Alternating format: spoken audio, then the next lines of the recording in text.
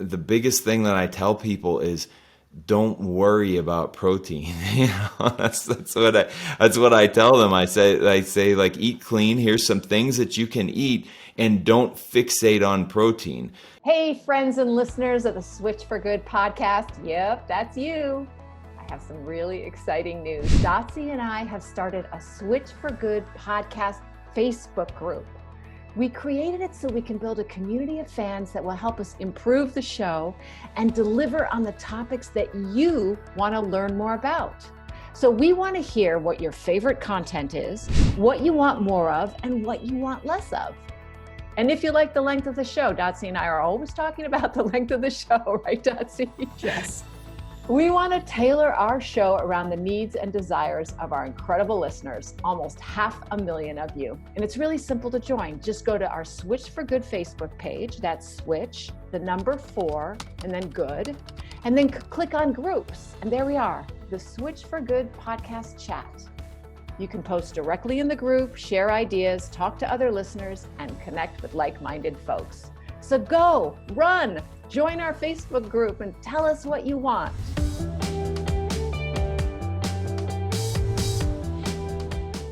Well, to talk to today's guest, you may not guess he's an extremely accomplished mixed martial artist. Modest, thoughtful, and incredibly insightful, Mac Danzig is a true maverick, a warrior poet and animal rights proponent who defies stereotype and can wax philosophical about anything from human nature to photography, even skateboarding. A second-degree black belt in Brazilian Jiu-Jitsu, he came to prominence while winning season 6 of The Ultimate Fighter and made his mark in the ring as a dominant grappler and proficient striker. In addition to his success in the Ultimate Fighting Championship, he appeared in the revolutionary documentary that we all know, Forks Over Knives, where he discussed the benefits of a plant-based diet and how it affected his health and his career as an athlete. Well, I was so enamored with Mac and his force for good in defense of animals that I spoke about him in my 2016 TEDx talk, which I don't think he knew, but he does now. Today, Mac has his own MMA studio where he passes on what he's learned to a new generation. And we're really happy to have him on the show today and looking forward to an extremely substantive and enlightening conversation. So welcome, Mac. I am really, really pumped to see you and have you on the show, as you now can imagine, since I've known about you for quite a long time. Cool. Thank you guys for having me. I appreciate it. It's nice. I'm glad. Bet. I'm glad we're here doing it. Yeah. Yeah. Well, you are quite literally one of the OG professional athletes to go plant-based, go vegan, maybe the OG, and the first in combat sports that I know of. So let's just start from there, because everybody's going to want to know that story, that serpentine that you went on. It was quite a long time ago. When you were inspired to completely change your diet. And I know you took out dairy first, which is a very smart move. And then you went on to take all animals out. So take us back to those, I just even want to hear some of those first moments, if you can remember them, when it was like, hey, wait a minute, this might be affecting my output, my performance, my health, and you made a change. Yeah. So, I mean, if you don't mind, I'll kind of go back a little bit further to like growing up. It always seemed like the right thing to do, just in the back of my mind. As a kid, you don't really have all that much control over what ends up on your plate and everything. And I was raised by a single mom, and she was, we weren't rich, and there was, we always had respect for animals, like the ethical side. We're nature people, I guess you could say. And it just seemed like common sense to be vegetarian, but whenever that was brought up, I mean, we're talking like the 80s and everything, and so there was a lot less there was a lot less information out there, and it was sort of like this shrug your shoulders, oh, well, that would be nice, but that's not really feasible, or that's expensive, or something like that. That would be the kind of answer that I would get whenever that would get brought up. So fast forward throughout, I guess, to my teenage years, at this point, I had been experiencing. I wasn't what you would call like a sick child necessarily, like sickly or anything. I was very active and pretty healthy, but every year I would experience some sort of really bad cold and bad flu, like whether it was like scarlet fever or something crazy like that, or just like the nasty flus that are going around. And anytime I would have an infection or something, it would always end up going into my ears, my tonsils, my ears. And I saw various ear, nose, throat doctors, and they all did the same thing. They just prescribed me antibiotics. And so every year I would get these ear infections, and it just kept getting worse and worse as I got a little older. And so I did a lot of research throughout my teenage years on like just natural medicine and like holistic stuff. And there's a guy, Dr. Weil, that had been around for a while, and he had a book that said, he said it mentioned that if you wanted to, if you were experiencing a lot of, ear infections and sinus infections and stuff like that, to eliminate dairy from your diet. And I kind of, looked at it at the age of 16 and kind of made a note of it, but I didn't really follow through. And it wasn't until I had like 3 years in a row of the worst ear infections to the point where I got vertigo, and I had vertigo for a couple months. And extreme vertigo is really debilitating. And so being a young person that wanted to do things, and like you mentioned skateboarding, that was like my passion at the time, you can't even really walk around. You guys remember the TV show Cops, how there was always somebody running with the camera, and the camera was just shaking back when they had the giant VHS cameras, and that's the kind of cameras they used back then. It felt like you were in an episode of Cops, like just walking around. Like I would want to go to walk to check the mail or something like that, and everything was just shaking and moving. It was awful, and trying to lay down or sleep or anything like that, laying your head back, it was also a problem. So sometimes the antibiotics ended up fixing things, but for the most part, it would just come back. And so anyway, around the age of 19, I was like, okay, I'm going to try this. I'm just going to remove milk and dairy. And I have not had a single ear infection since that happened, since I removed dairy from my diet. So Were you eating a lot of it? What's that? Like I'm thinking if people are listening and they're like, but I just have like a little bit of cheese every once in a while. Were you eating a lot of dairy? Medium, little dairy? You know what I was doing? I think that early on in my my young years, like 10, 11, 12, I was drinking a lot of milk because I was like a smaller kid, and my mom believed those commercials, the commercials where it's like, I'm drinking milk and I'm getting bigger and stronger and all this stuff. And so she was just doing what she thought was right. And so there was always milk in the house, and I would drink milk instead of water or juice. Okay, I'm thirsty, just drink milk. And I don't think that helped. But by the time that I was like older, I think my aversion to it and the sensitivity that I have to it, and like the excess amount of mucus and phlegm that it created with me, I think that was later on, once I had gotten into my teenage years. And at that point, I wasn't really drinking that much milk, but I was doing like these whey protein shakes and stuff like that, I think. And I would notice whenever I had that, like that my vertigo problems and my congestion would flare up.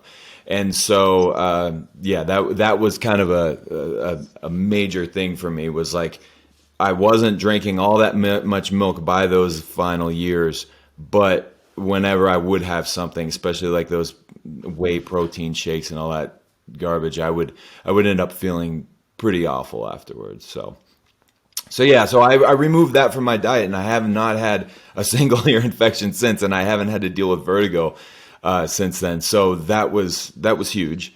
And then at that same time, when I was like 19, I started working at an animal sanctuary, and it was like a farmed animal sanctuary, and it was run by ethical vegans. And they were really cool people. But I think at the age of 19, it was a little much for me because I hadn't met anyone that was a strict vegan before, and I didn't quite understand, the rules and the guidelines that they used with their choices as a consumer and dietary and everything. I just didn't quite understand it. It was kind of new to me, and I wasn't shocked or offended or anything like that. I was working with them, and I was like, oh, this is cool. I like the direction they're going, but they were a little, I don't know. There were some things that at my age, there were some like, I wouldn't say red flags. Like I said, they were great people, and they kind of paved the way for me to see that this was an option. But at the time, at being 19, I think it was a little much. I remember like we had these sheep that we rescued, and we had a sheep pasture, and we took care of them and everything. And there was 20 some sheep, and the first one that was there, the lady who owned the place, she loved this sheep. It was like the first animal that she had rescued, and she said to me one time, "Yeah, every year when we get them sheared, so that they don't overheat, because they produce wool whether they like it or not." She said, when we get them sheared, I think about like making a sweater out of her stuff, but then I think to myself, that wouldn't be very vegan of me. And at the time I was like, I don't understand that. What's with these rules and everything? And so it was a little, it was a little off-putting at the time, and I just didn't really know how to go about doing it. And so fast forward a few more years, once I had started fighting and I had started competing as a amateur athlete and then a professional athlete, I would think back on the time that I spent at the farm, and I would think back on those people, and I would think to myself, you know what, that is kind of, to me, the right thing to do is having a diet like that and not buying leather and just, as a consumer, not doing these things. And so I kind of made a note in my mind. All right, when I am done with all this professional athlete nonsense, I'm gonna one day be vegan. That's what I told myself early on the beginnings. And then as I was training more and more, I had pretty much eliminated every single animal product from my diet except for chicken and fish. And the only reason why I was using those is because I was told. And you guys know, you host this podcast. You know this narrative. I mean, they tell you need a gram of protein per pound of body weight, and you need lean protein and all this stuff. And you just believe what they tell you because you don't know any better at the time. And what ended up happening is I saw a guy in 2004. And the internet is still young at this point, but he had a blog, and he was a kettlebell instructor. So he wasn't a professional athlete, but he was a very strong, in shape, flexible guy who cared about his body and about health. His name is Mike Mahler, Mahler. He's actually still around, and I'm pretty sure he's still vegan. And he just gave an example of his diet, and I looked at like his like 3-day diet example, and I was like, I could do this. The only thing maybe that I'm doing differently than this is every now and then chicken or fish. So I removed those from my diet. I started eating a little bit more nuts and things like that, and I was like, oh, I feel fine. I don't feel worse. And it was just at that point, it was like a trial. Like I was like, I'm going to try this for about 2 months. So I tried it, and I was like, this is perfect. This is easy. Like this is not a problem for me at all. And luckily, at that time in the early 2000s, being in Los Angeles, I did have access to more restaurants that catered to the vegan diet, and I did, and the grocery stores had a little bit more selection. Nowadays, though, I don't think anyone has any excuses, because even if you go to like the middle of America in Iowa or something, you go to like their mainstream grocery store, they've got a whole lot of vegan options. Like things have changed a lot since then. So, but yeah, at the time it was really easy, and I never really looked back. I never really had a reason to. I'm like, well, if I can start it now and I don't have to wait until I'm done being an athlete, then I'm fine. And my performance was never adversely affected at all. So yeah, it was. The mid length version, I guess. I like it.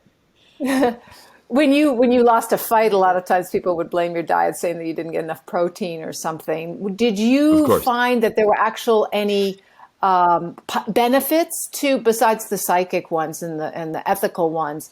Were there any performance ones for you or health ones? Yeah, I noticed that I recovered faster, especially if I was eating clean. So that's one thing to bring up. I mean, there's a wrong way to do everything. So if your idea of being vegan is to eat fudge and potato chips and Pepsi all day, like you're not really, you're not really serving your body very well. And I think that's one of like it's a straw man argument, but it's like one of the things that like the people that advocate eating meat try to say is, well, look at these processed meat alternatives and they're not that good for you and everything. It's like, well, look, like they're not any worse than the meat itself. You guys, you know what I mean? It's kind of like a weak argument, but they always say that sort of thing. And it's because there are people that go about a vegan diet in an unhealthy way. But when I was eating very clean and I was eating good diet, especially, trying to fuel my body for training and everything, I felt excellent. And I know I recovered quicker than I did before that because, it takes you a while to break down and digest animal protein. It just does. It's even if your body's used to it, when you switch over and you start eating things that are higher in fiber and just easier to digest, you're going to get the nutrients quicker and you're going to feel better, And that's what I did. So Yeah. I was thinking when you were talking about just now, like the complexity of, counting protein or counting macronutrients, because that's a question we get all the time, right? Like, oh my God, how do you get the same amount of protein? And when I did it a couple years before Olympics, I was in a definitely 2 years before in a growth phase. So I was doing on, like a regular meat and dairy diet, like about 1.8 grams of protein per kilo of body weight. And that went down over those 2 years as the muscle came on. But I was really very specific and obsessed with counting. So when I switched over to plants, I don't really know exactly the date or the time frame that it just kind of all came together for me. But before I knew it, I was feeling more energetic, less lethargic, less bogged down, more peppiness and energy in the morning. And it was just like I stopped counting at some point. yeah, I stopped, yeah, and then it was like, oh, I don't really know how much protein I'm getting. I yeah, feel freaking amazing, and I'm still growing right. muscle. So the reason I'm saying all that is because people get so hung up on the specifics and the counting, and I'm wondering if you Yeah. noticed that too as you went over to plants, and if you just started eating for love, for performance, for health, and all those numbers started to fade away. Yeah, that's really interesting you bring that up because that's the biggest thing that I notice, especially, believe it or not. I mean, so if you look back at the timeline, I went vegan in like around 2005, and so I was still competing at the professional level until 2013. Since then, since I retired, I have not counted a gram of protein or thought about it. And while I was still counting a little bit. I had this similar experience to you. I just felt good and I knew that my body was getting what it needed. And I felt strong still. And I felt fast and I felt able. And so there was no detriment. And so I didn't feel like I needed to keep counting. Every now and then I would count and I would look at my calories and look at my protein intake and I'd be like, okay, I got like 80 or 120 today or something like that. And that's a little less than what they were saying I needed, but I felt fine. And then come to find out, I mean, if I have anything to say about this whole thing, it's that for most people, for me anyway, protein requirements are completely blown out of proportion. And the idea that you need that much protein does not make any sense for a professional athlete of any kind. Now, don't get me wrong. If you are an Olympic weightlifter, you might be able to utilize as much protein as some of these guidelines are putting out there if you're like in the most intense training. But when they were telling me that I needed 1.5 grams of protein per pound of body weight to 2 grams of protein per pound of body weight, it's at the same time they would be telling me that I could only absorb 20 to 30 grams per digestion cycle. Now, how long is the digestion cycle? They say like, well, it's like 3 or 4 hours, maybe 5. Well, how many hours in the day do we have for me to get 2 grams of protein per pound of body weight if I'm walking around at 170 pounds?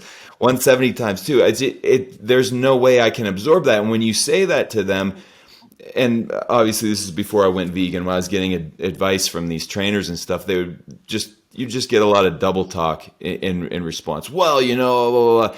Come to find out years later, unless you are actually like on steroids, you can't really absorb that much. You know, like the guys that are taking testosterone replacement and like doing all kinds of crazy heavy lifting, they might be able to absorb a higher portion of that. But the protein requirement thing is completely blown out of proportion. I haven't counted 1 gram of protein since I retired, and I'm just as strong as I always have been. You can ask anyone who trains with me or anything. Like I'm physically very strong for my weight and my height and my size, and I'm not like, I don't feel that I'm weakening or that, you know, the vegan diet did anything detrimental to me. Because if it would have, I wouldn't have done it during my professional career. And going back to what you said, right? It's like, I know people will always make that argument. Well, you know, he lost that fight because he was vegan. Well, what about the fights I won? What about every single fight event? Half the people lose, and they're all fighting at a professional level. What about all those other guys? Because I'm the only vegan on this event, right?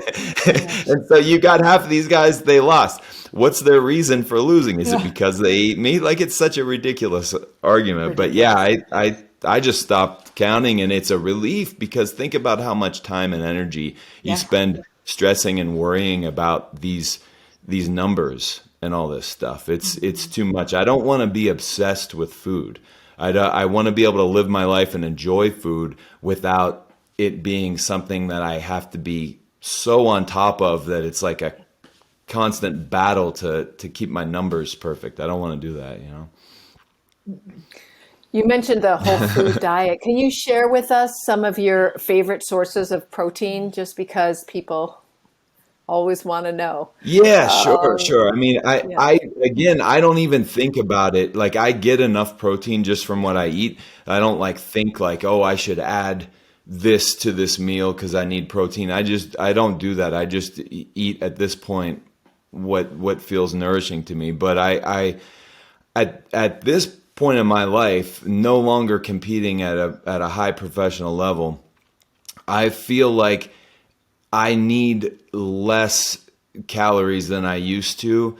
And I wasn't really into salads when I was competing, right? I didn't like salads. Like, you know, they're cold, and I was working out and training so hard. I bet you guys can understand this. Like, I wanted, like, you know, like complex carbs and some proteins and stuff. And I would eat more like Thai food and rice and tofu and beans. And I still eat a lot of that. But now I find myself just eating a whole lot of leafy greens. And if you can find like a dressing or something that complements your salads, like I think that's the way to go. I feel so good when I eat dark leafy greens. Like, I really do. And I add, you know, pumpkin seeds, pistachios to that. I'll have avocado in there. lemon juice, and just other good greens like asparagus, and I'll just maybe put a little bit of some of these coconut based. There's a feta cheese, like a fake feta cheese that's coconut based, that I put a little bit of that in there just for some flavor and stuff, and just to change the texture. But that's kind of what I go to a lot. And then otherwise, I'm eating like rice and beans just in different ways, flavored in different ways. Whether it's lentils, whether it's kidney beans. That's like every now and then I'll do some this like alternative, like plant-based meat stuff, like the Impossible, the Beyond stuff. But that's rare. That's like if my wife buys it and we have it, and then it's, if I work out hard and I want some, I will. But it's mainly just vegetables, greens, and I stay away from processed foods as much as I feel like I need to stay away from them. The harder I work out, the more I feel I can process processed foods. You know what I mean? But if I'm not working out, and I'm just like a regular day, the spinach and kale and stuff that we grow in our garden, romaine and everything, making salads with that, eating greens like that is really what makes me feel the best. So yeah. Yeah. You and I'd be good eating buddies. That's like, right? Alexander's like exactly when I talk about food. Yeah. That's exactly what it looks like. Just kind of like build those salad bowls like up to the top with all the wonderful seeds and nuts on top. I'm curious as to how kind of the fighting culture, like fans and fellow fighters of yours that back in the day, or the newer ones, the next regime that's coming into your gym. How have you seen the culture change as it relates to food, and to what you should fuel yourself with as a performance-based athlete over the years? I mean, obviously in 2005 it was like a foreign language or something. Sure. But I'm wondering, we've definitely gotten a fair amount of pushback, I'd say, like in the last 3 or 4 years, which is good, right? Because they're waking up, they're noticing, and so we're gonna get that. But I'm curious as to your experience. Yeah. I think that one thing I noticed was, like you said, when I first started it, I was the only one, and then there was one other guy at the time who was a vegetarian named Jake Shields. And still is. He's been a lifelong vegetarian, but he was like always, eating bean and cheese burritos, and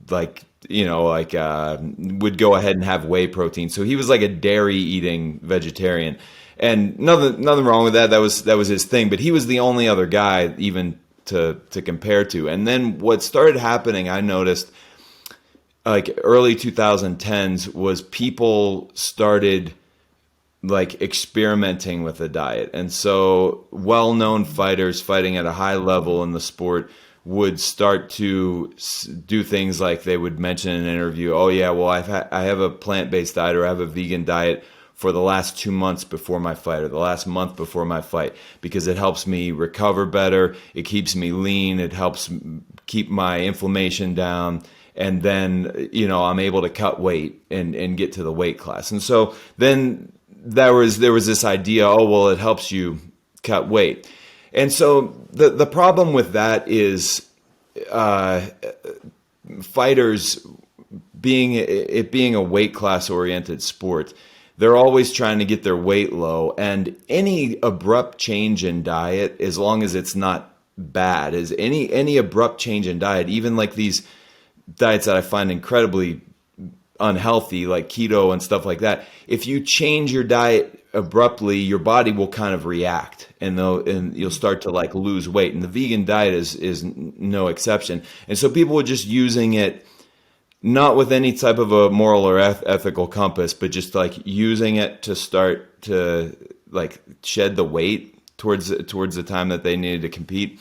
And at the same time, I mean, I was kind of like, yeah, whatever, you do you, that's fine. But at least they were starting to adopt it. And by the time I was on my way out and my career was going towards its end point, more fighters had this diet. And one documentary that I was on called From the Ground Up. I don't know if you guys seen that one, but there's a couple other guys in there that are fighters, and there was actually like a female fighter in the UFC, and there was two other fighters in the UFC, and then there was one more vegetarian fighter, Jake Shields, who I had mentioned, and he was in that too. And so people started to open up to it more, and I think like it's an interesting point that you make about this.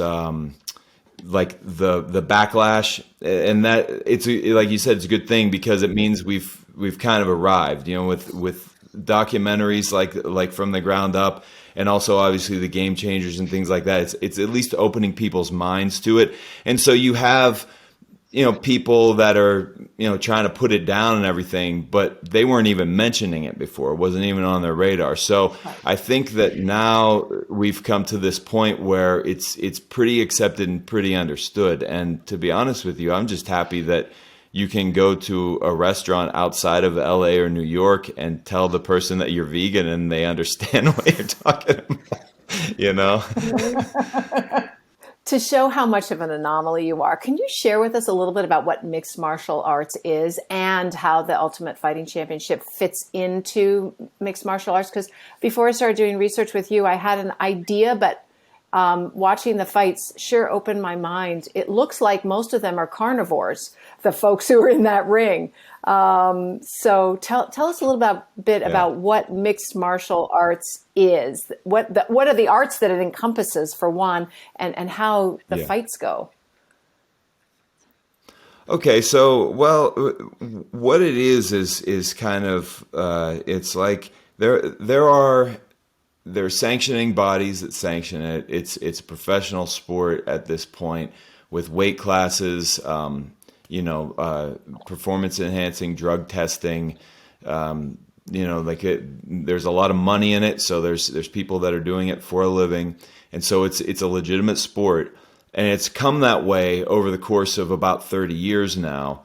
And, what it started out though was more of a spectacle, kind of like an action movie put into real life, like Bloodsport with Jean-Claude Van Damme, where there's these different guys, and this guy is a kung fu guy, and this guy's a sumo wrestler, and this guy's just a tough guy, and they put them in this tournament and have them fight. And there's always action movies based on that idea, right? This sort of like underground fight circuit thing. Well, somebody just decided to bring it to the real stage in the early 90s. And what I found interesting about it was the guy who was dominating and doing well early on in these was the smallest guy, and he wasn't trying to hit people and hurt them. He was grappling people, and he was able to take people down and get them in bad positions and get them in a chokehold or whatever. And then they would tap out and they would give up, and he would let go,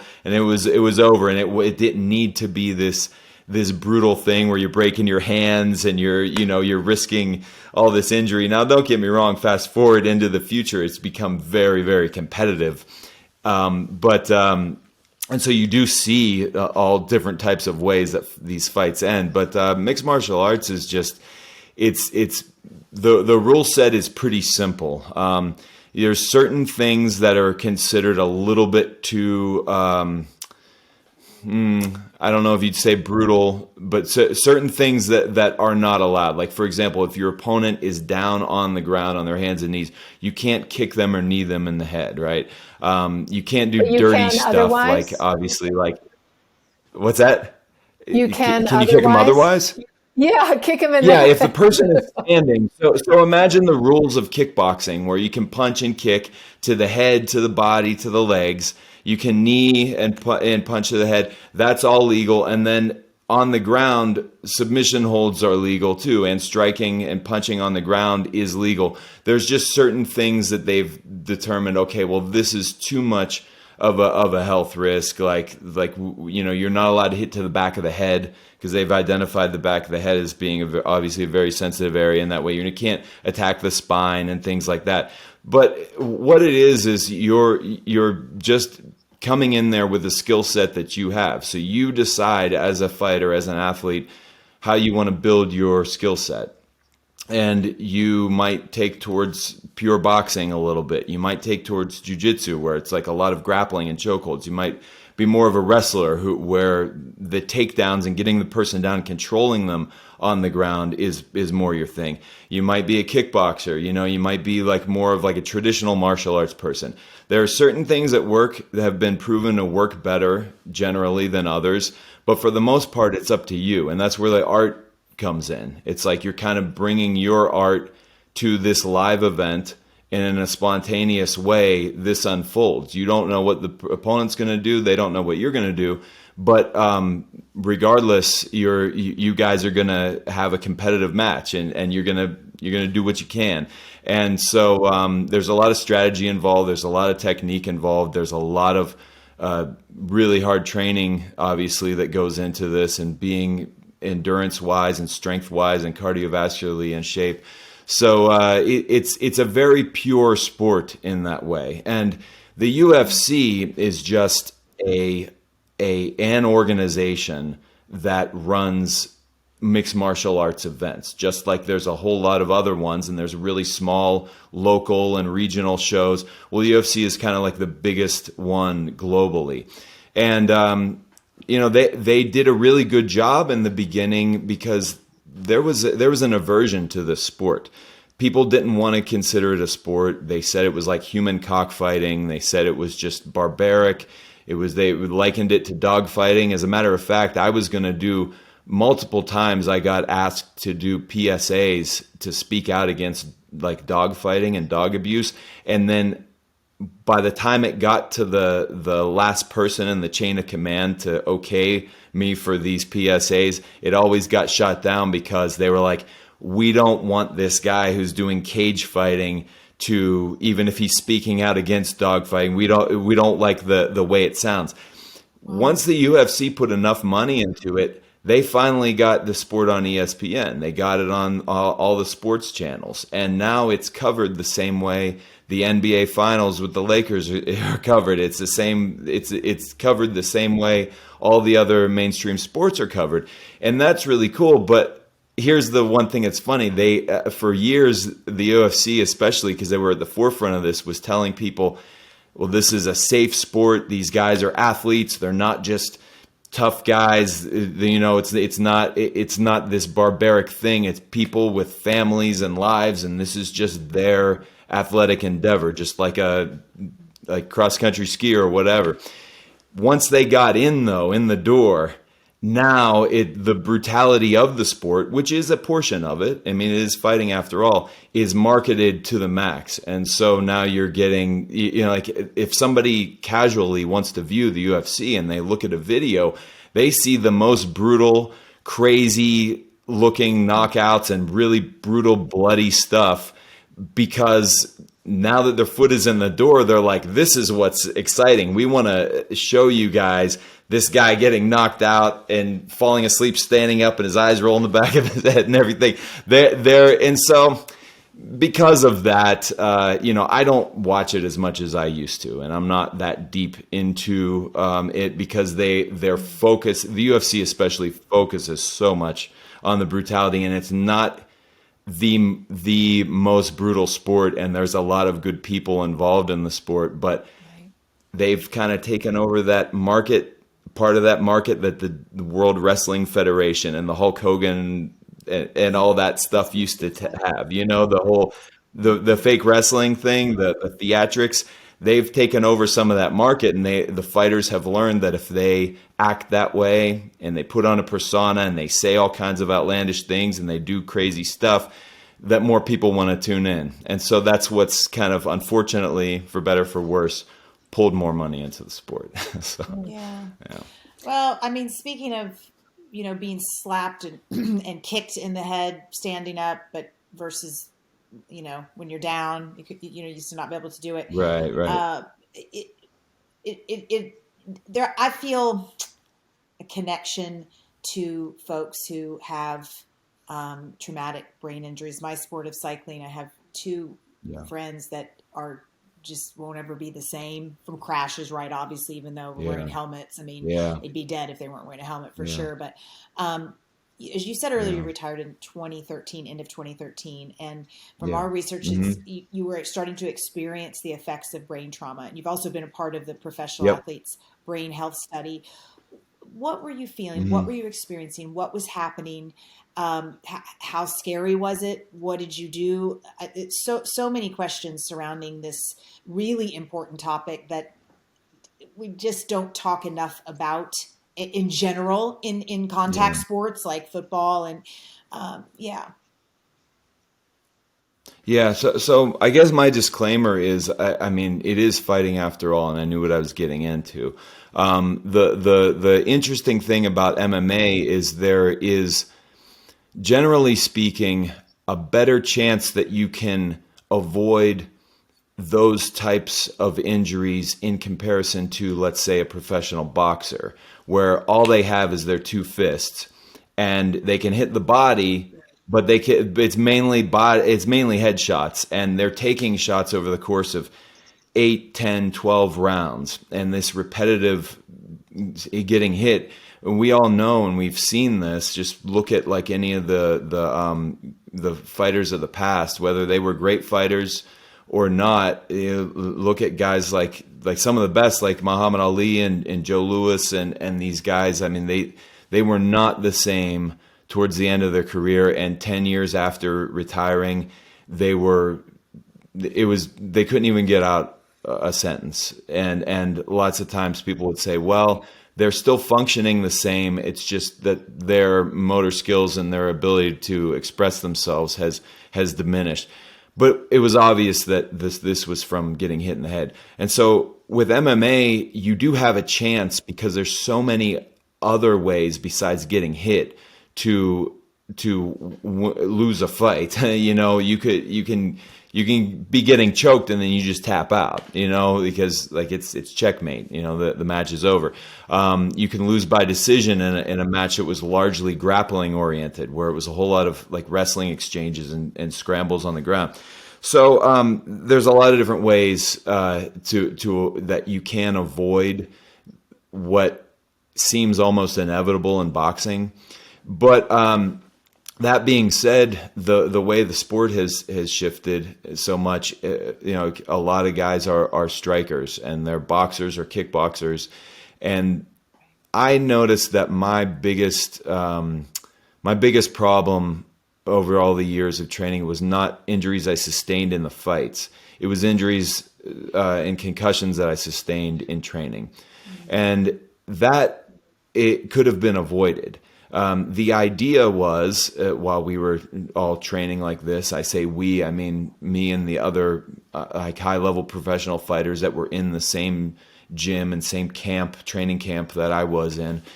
The idea was to train and simulate the fight. So we would be sparring very hard. You know, like sparring is supposed to be kind of like you get your timing down and your distance, and you get your speed, and you're used to seeing strikes coming at you, so you know how to defend and how to move properly.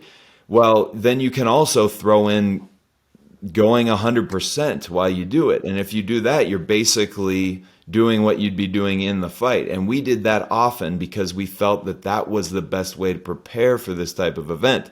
I think that a fighter needs to be able to do that early in their career, because they need to be able to deal with that sort of chaos and the anxiety that's involved when someone else is trying to hit you as fast and as hard as they can.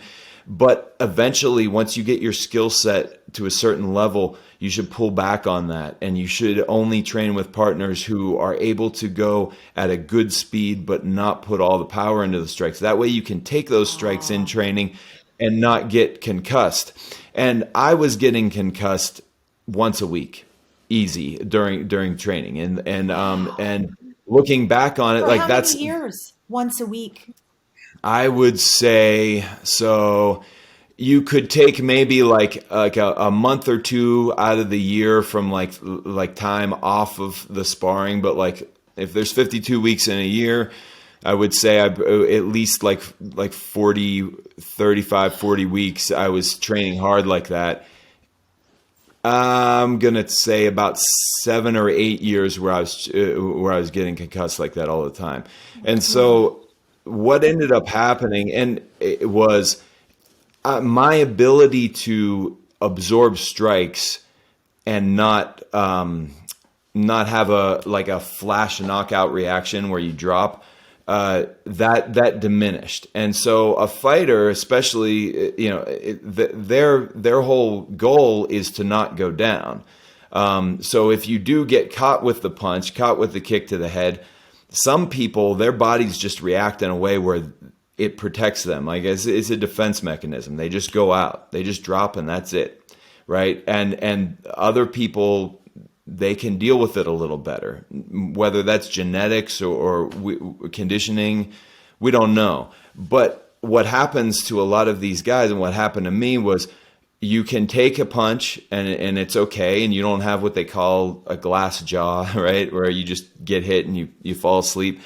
But then over time, you've taken too many shots and your body starts to protect itself. And once that happens one time in training, you get hit with a good shot in training and your legs go out from under you and you lose consciousness for a second, the body remembers how to do that. It's a defense mechanism. And that's what happened to me, is I started to lose my ability to take shots. And now that means that I can be better than my opponent and I can be doing everything right. But if they just land the one shot, I'll go out and I'll lose the fight.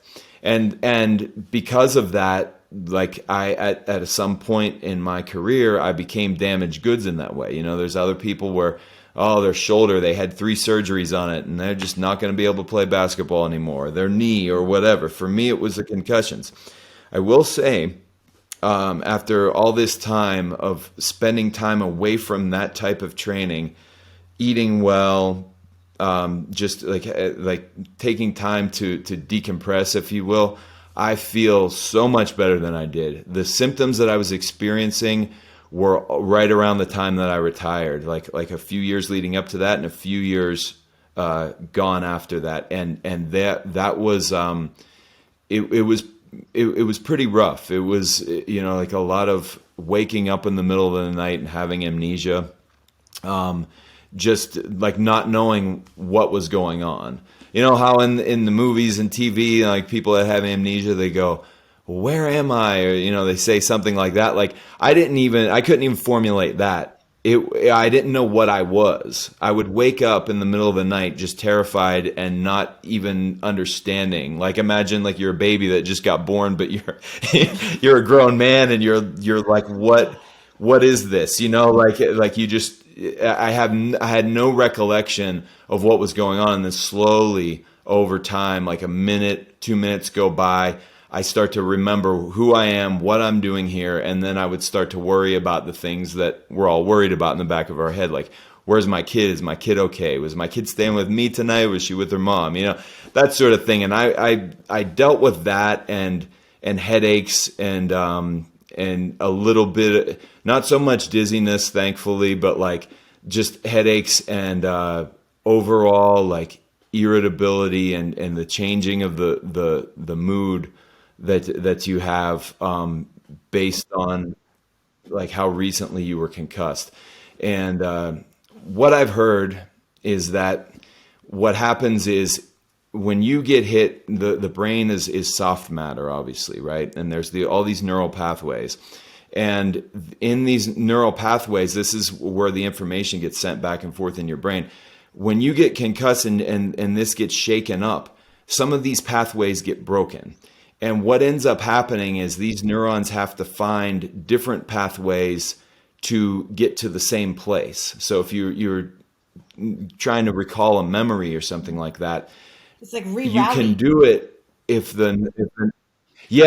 they find another route, just like a detour. And what I've heard is that, and I've read studies on this, so it seems like this is pretty strong evidence that this is true and this isn't quackery, is that when you get concussed and that happens, if you wait generally like 2 or 3 weeks and you don't get concussed again after that, it can mend. If you get concussed again after that, there are some sort of proteins. I don't want to sound like I know what I'm talking about, like exactly, but there are these proteins, and they can harden up, that's going to happen if you have, like, in succession multiple concussions without getting that rest time in between. And so that's kind of where we messed up. Our generation of fighters messed up, was that we were always sparring so hard, and we did it to ourselves. You know, we were doing what we thought was right. And every single one of those amazing fighters that I trained with in Las Vegas, that was part of that team that I was involved with, every single one of them, eventually, their careers ended in that same way, where they were getting hit and all of a sudden they'd be stumbling and then they'd go out and they lost their chin, as it's called, is what it's called in fighting. And it was all from just poor training, or that it was misguided training. The training was good, but it was misguided. And we were all kind of, at the time, there wasn't enough money in the sport to have a trainer with every single fighter. So it was kind of the Wild West, and we were kind of going up by what we thought we needed to do. And so although we would have coaches and stuff, we were doing what we thought was right, rather than what someone who really has experience would have you do if they took you by the hand and said, okay, I'm your coach, you're paying me, and I'm going to take care of everything. So, you know. You'd think, after what you and your generation has learned, that this generation would have different techniques. But when I was doing research for this show, I watched some matches, and I saw a new style of fighting, which is called slapping, where people stand and they get slapped as hard as they can. And I was actually shocked. It looked like the combat sports hasn't learned from what you and your fellow fighters have endured if they're promoting this new style of fighting. Yeah. So that particular thing, and also this, there's bare knuckle boxing that's around, that's kind of somewhere in the middle, but that slapping thing. So, I mean, I guess if you look at the people that are doing that, they're not athletes. They're people that want to be on TV. And it's more of a spectacle. Just like my sport, MMA, started out as a spectacle and then slowly turned into a sport. And now they've come full circle and are kind of marketing the brutal aspect of it more. This is just who can stand there and hit the other person harder. And you see the reason why these people are like lots of times getting knocked out and falling asleep is because pretty much all of them, they do this thing, and when you watch it in slow motion, they close their eyes. And now, don't get me wrong, there's a flinch response that every human being is going to have when something comes at them. You're going to blink, if a bug comes flying in your face, you blink. If something comes flying at you, you have a flinch response. But these people are closing their eyes. And the problem with that is, if you are a fighter, not these slap joker people that are basically just drinking beer and slapping each other for money, because that's what entertainment is nowadays. If you look at real fighters, when they see the punch coming or the kick coming or whatever that's about to hit them, and you see it in slow motion, if they notice it, even if it's a fraction of a second and it's too soon for them to block it or dodge it or defend it, their brain calibrates with their body, and it says, oh no, here it comes, and you ready yourself for the impact. If you don't see something coming, you most likely will have that knockout response. And that's why, like, if somebody went up to the greatest fighter in the world as he was like standing there in the grocery store in line and just came up from behind and hit him right here, there's a good chance he's just going to go to sleep, But if you had him in a fight where he could see it coming, he could take that shot. When it comes to that particular thing, that slapping thing, I just think it's like they're just coming up with more crazy stuff that people that don't mind exploiting themselves will jump into. And these guys are not fighters or athletes. They're just big dudes who want to post it on their social media and look, I slapped this guy. It's Okay. I'm sorry, I didn't mean it's to people compare doing it stuff for money. to your sport. It doesn't sound like a sport. It looked like it was being promoted by UFC or something like that. So that's why I corrugated Jeez, that I I might have hope been not. wrong. If it, Yeah. Yeah, So I hope not. I hope they're not promoting that. But I think there's a lot of cross promotion going around with a lot of these things, and I think maybe the UFC sees themselves as being just sees that as being not a threat to them as far as like a company goes. Like the UFC won't even show footage from other big mixed martial arts organizations because they don't want to allow, like, there's other ones called Bellator and ONE FC and stuff like that, and they won't even show like footage from them because they don't want to pay them for the rights to the footage, and they don't want to promote or legitimize it. But something like that that's so far removed from MMA but might have crossover fans, I could see them wanting to do cross promotion because it's not a threat to them. But that stuff's goofy. how are you doing now after it's been over 15 years since you've retired, but you're still active? You run a gym. You still are. You went back in 2017 and did a professional fight. So how are you Yeah. cognitively now? I'm doing a lot better. Luckily, I never got to that point, and I mean, time will only tell. But I never got to that point where I was really slurring my speech or having these major problems with speaking. I was luckily not affected in that way. But like I said, knock on wood, I hope, but like lots of times we don't see the effects of this CTE with whether it's football players, whether it's boxers, MMA fighters. We don't see the effects until later down the line after the person is already removed. With that being said, though, like you said, I haven't been sparring in that way. I haven't been fighting like a professional athlete and training in that way. So I've had some time to decompress, and I feel a lot better. I really do feel a lot better.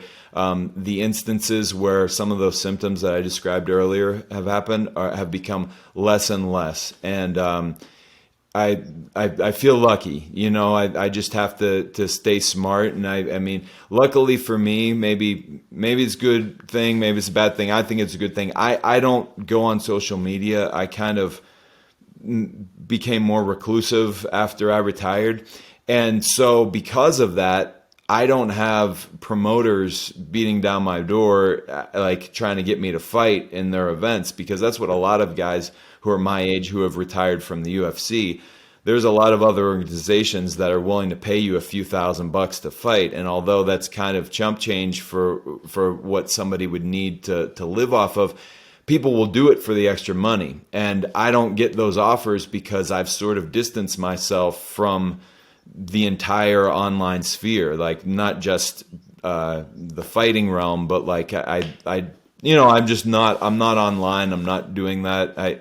I don't really like it too much. I find that it upsets me. It upsets me more than it makes me feel good. So the amount of time I spend on there, is very low.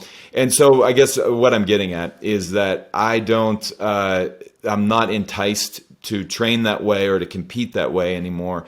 And so I don't subject my body to that. And I'm not saying for sure 100% that my symptoms or the trauma that I've received has been reversed, but it sure feels so much better than it did in 2013 and 2014. Like around that time, from 2012 to like 2016 was in symptom wise from CTE the worst years of my life in that way. And as I've distanced myself from that, I feel a lot better. And so I think there's hope.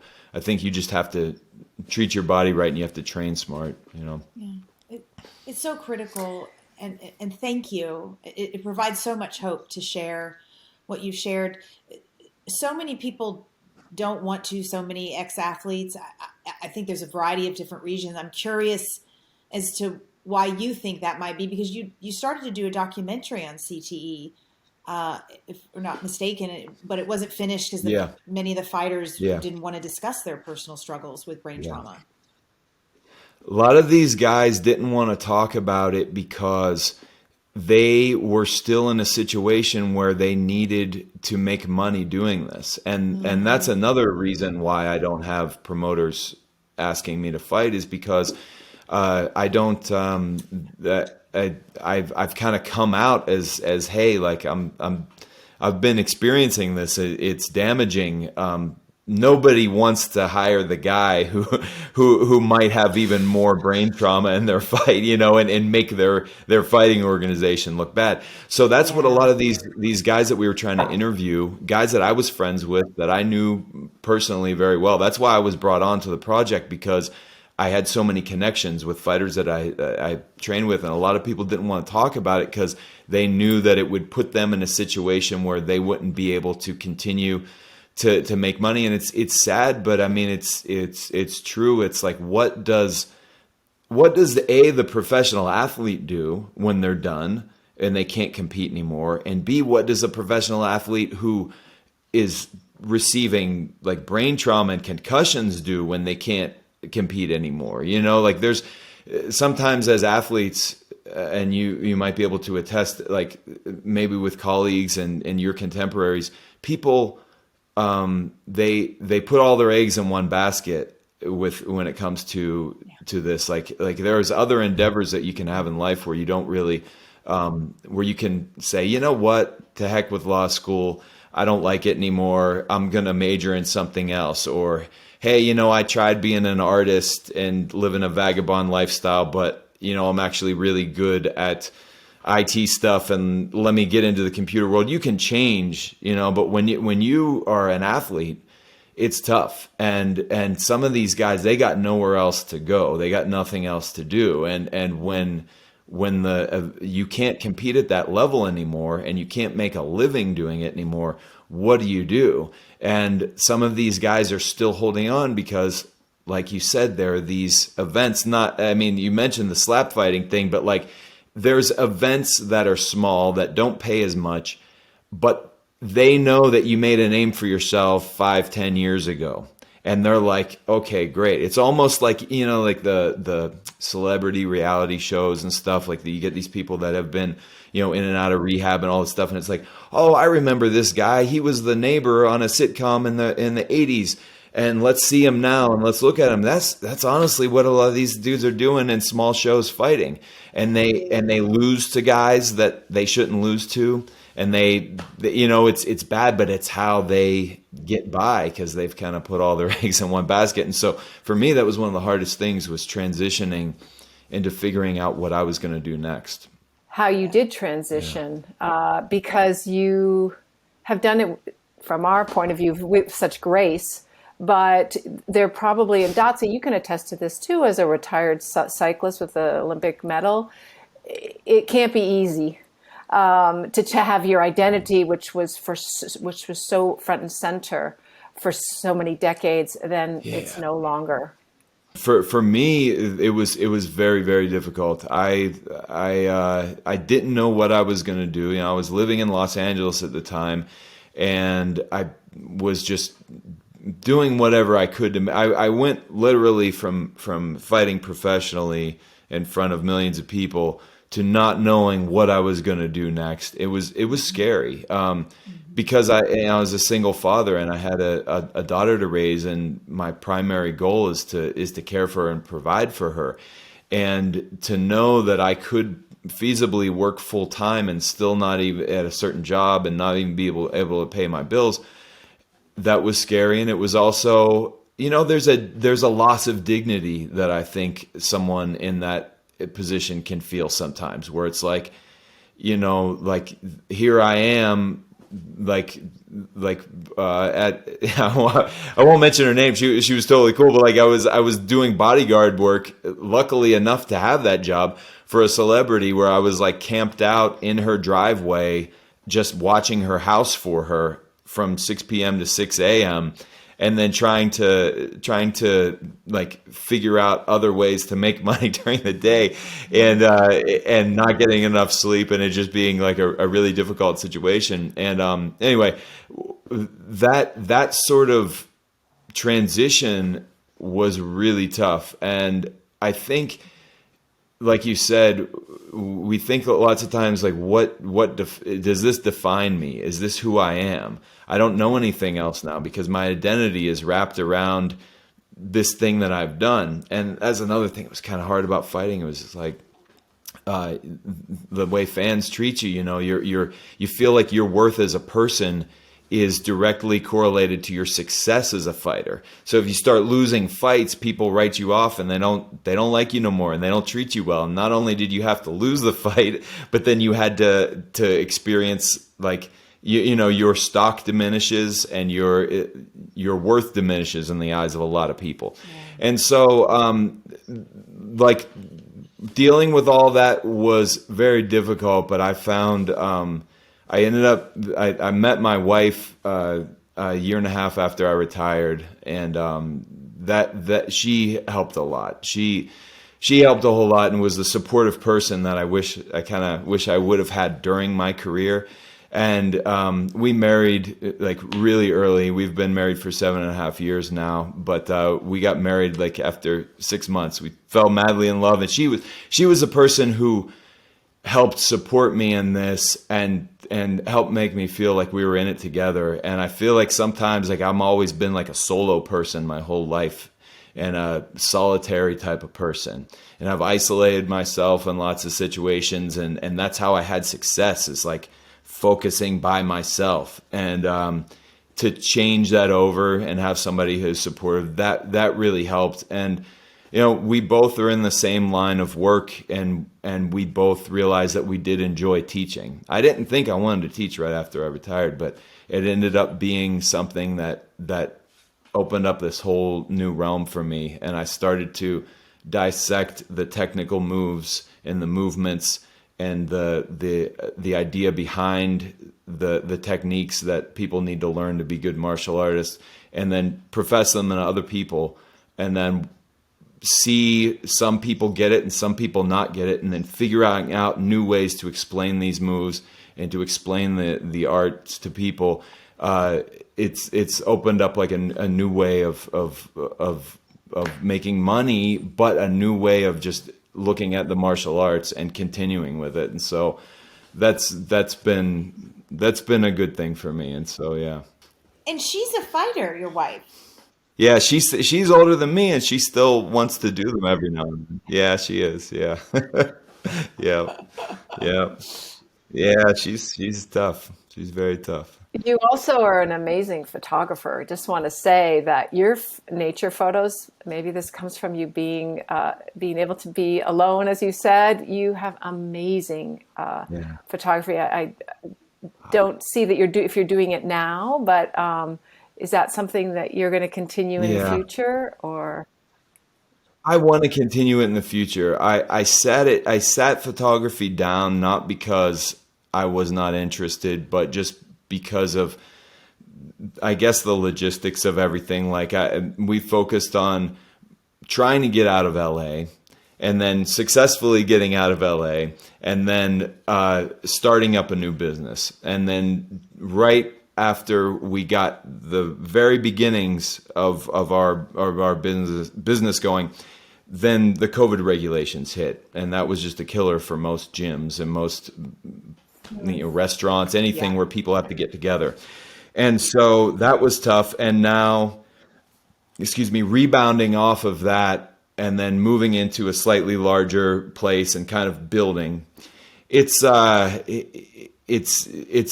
been a journey, but it's been very time consuming. And so because of that, putting that all into it, a lot of things that I liked, like photography, I had to put on the side. Because the thing about photography is, in order to do the type of photography that I do, you need to devote a week or two to traveling multiple times a year and going to the right places and waiting for the correct light, and whether or not the weather is going to be good is going to affect whether you have any success with it at all. And it was more of a therapy thing for me while I was fighting, because I would train so hard and then I didn't even want to see the inside of the gym after I fought. Like win, lose, or draw, I needed a few weeks to remove myself from being in that gym atmosphere and competing all the time, always trying to best somebody else.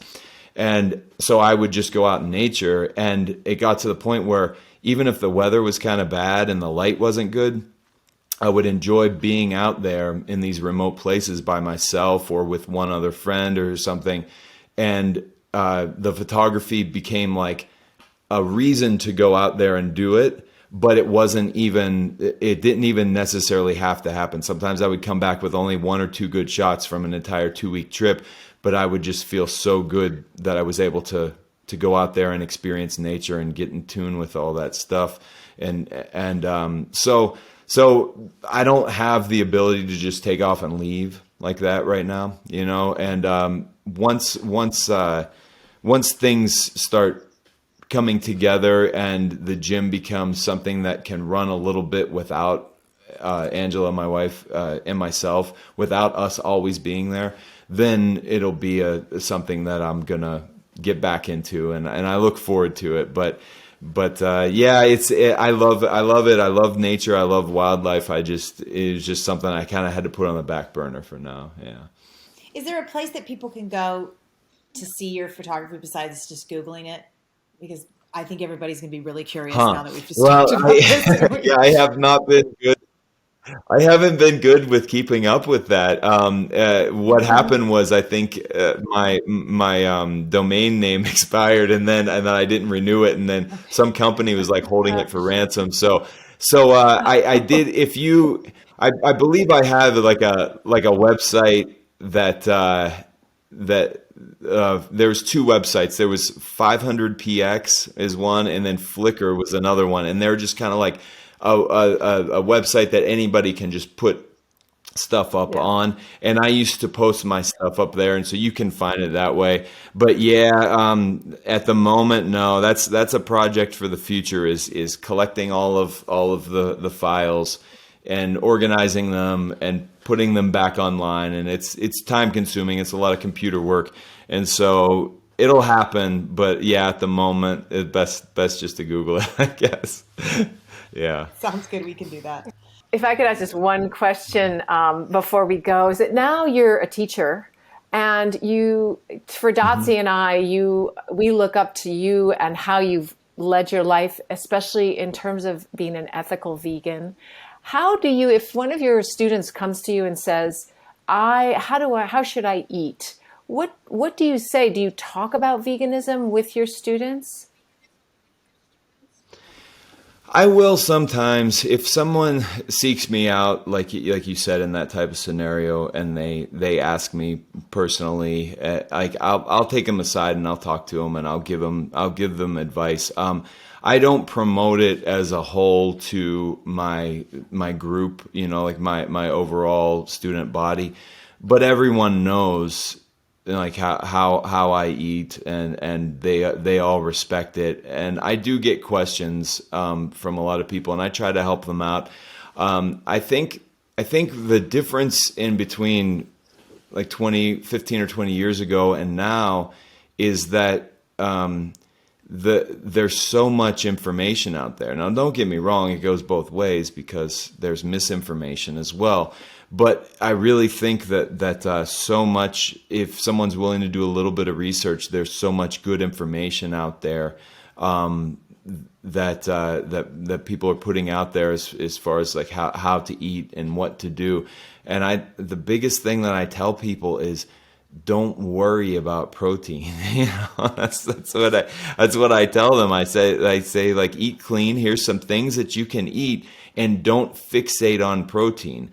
I think that's probably the biggest issue, and it probably will be until we're all old and gray, or even longer, is going to be, where do you get your protein and how do you get enough of it? And that's mainly the question I get, because everybody knows how to be vegan. Well, you just stop. It's removing certain things from your diet and from your lifestyle. Well, what do I replace them with? And it's like, well, if you're eating good, you don't need to replace them necessarily. You just have to eat good. And what is that? Well, don't you remember vegetables? Like, they're good for you. Like, so just plain vegetables, is that it? Like, so you just eat broccoli? Well, no, not exactly, but there's a million good cookbooks out there. There's a million recipes. So I kind of guide people, but I don't find myself like, I gotta admit it. I don't find myself enjoying talking about food so much and everything. I found my place and the way that I like to do things and what works for me. And I'll give somebody that same advice, but like a lot of other vegans, they made a lot of money putting out like diet plans and stuff like that. It was never really my thing. I feel like a lot of good information is out there, so I lead people in the right direction, and then what they want to do with it is up to them. Yeah, would I love everybody to be vegan? Yes, of course. Would I love like these terrible industries to get shut down so that we can help save the planet and save like animals' lives and stuff like that? Yeah, of course. But I don't push it. I try to never push it. I felt like pushing it was just a little bit too much, because and nowadays we live in a world where it's so divided, and you're either really blue or really red, and anyone in the middle like me is a oddball. And so I just try to steer people in the right direction and let them do what they're going to do, and hopefully they follow their heart and they do the right thing. I have to end. I was thinking earlier when we were talking about, back when you first went vegan, 2004, 2005, it was just kind of a non-conversation, basically being ignored, and that we feel like we're in a period of being fought on can it really stand up to a meat-based diet? And I was thinking of the Gandhi quote that first they ignore you, then they laugh at you, then they fight you, and then you win. So we're close to winning. I guess is what in this I podcast, think so too. Right? We like I winning. think so too. And I think when you see a lot of people, like we're seeing, like you said, backlash, and we're seeing a lot of people, like I don't pay much attention to it, but you see a lot of people that have been vegan for a while denouncing it and stuff like that. I think that's all just part of this process. Like all that stuff's going to happen. It's like the like the struggles of like a dying organism is just like thrashing around and doing what it can. I really don't think that it's gonna that like this meat manly masculine thing is going to last all that long. Like I think it'll continue for more decades, but I think in the big scheme of things, I think people will work themselves in the right direction. If you have faith in humanity, and there's been a lot of times where I haven't, but at my age now, I'm starting to come around to that, and I do have faith in humanity, and I think the right thing will slowly start to happen. And it may not look exactly what we would think would be ideal. It might never be a situation where there's 0 factory farms or 0 hunting or anything like that. But it'll be so much better, I think, than it was from the Industrial Revolution until now. I think it'll be a lot better. So. Right. Fingers crossed. Here, folks, from Matt Danzig. Do our job. Philosophy of the day. Thank you so much such for a being treasure. on the show, Mac. Thank you. Thank you. Oh, I appreciate it. Thank you, guys. Hey, folks.